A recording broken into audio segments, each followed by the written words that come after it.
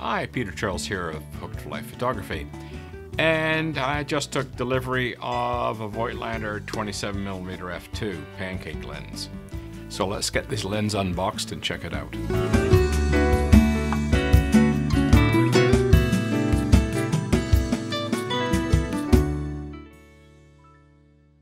Did have a Fujifilm equivalent, which I sold because it was a bit awkward for manual focus. Let's face it, fly-by-wire manual focus is not fun. And if you're going to run around with an X Pro, you might as well get a manual focus lens for it because it completes the package. This thing is supposed to be a film experience, right? So we're going to open this up and see what it's like.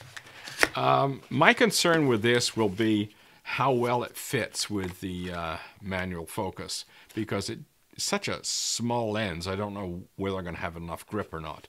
Now, of course, it comes with the booklet, your styrofoam. Hey, oh, look at this. Okay, this is a little weird. Open this up.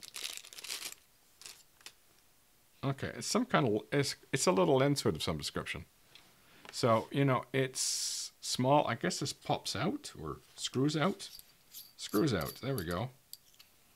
So that's your lens cap, and there's your lens hood. Okay, that's cool. Okay. Take the lens out. No, it's small. It's really small. Let's get rid of the plastic. Come on.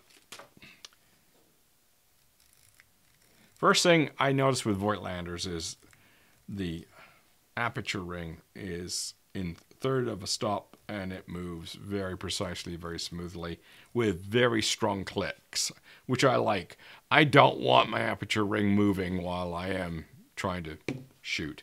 So I got my X Pro here. Let's get this 35mm off and put on the 27.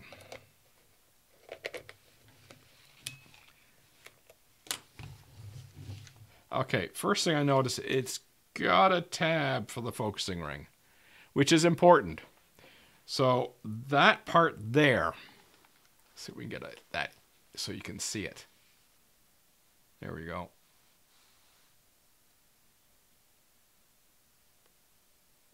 That tab is important because there's so little lens to grab onto here.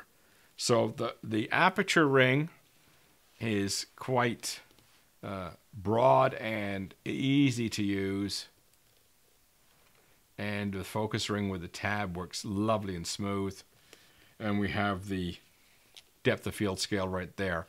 Now, the other lenses I've looked at in Voigtländer, they matched up with the film format depth of field scale of the camera. So I'll take my glasses off so I can see what I'm doing. Let's take a look with this.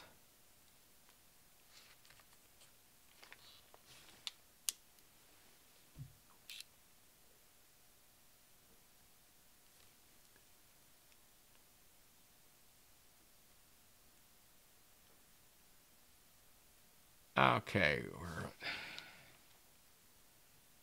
just over 2 meters to infinity, and we're at f8. Now I better put my glasses back on so I can see the screen, right? There we go. Yep. So the camera agrees with the depth of field scale on the lens, which is important.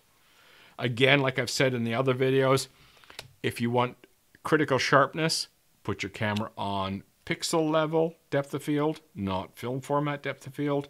You'll get critical sharpness. If you're like me, a street photographer who came out of film days, well, this kind of lens is perfect for me as a street lens, and I'm going to be using the film format depth of field scale, and I'll be using zone focus with this. That's one of the reasons why I got these lenses, so I can use them with zone focus. It makes life a lot easier, and you know, let's face it, autofocus in street photography can be problematic, and that's one of the reasons why I wasn't happy with the 27mm. I got the upgraded version, and it wasn't any improvement over the old version in terms of its focusing speed and accuracy. It was slow, it was noisy, and it didn't focus all that great.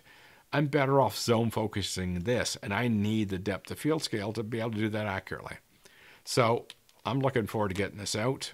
And it's a nice, lightweight, compact package, and you know, it's really cool. So, you know, there's your Voigtländer 27mm f2 Ultron, and you know, as I say, I'm going to get some results out of this, and in a month or two, I'll put them up on YouTube, and we'll see what we get. Cheers.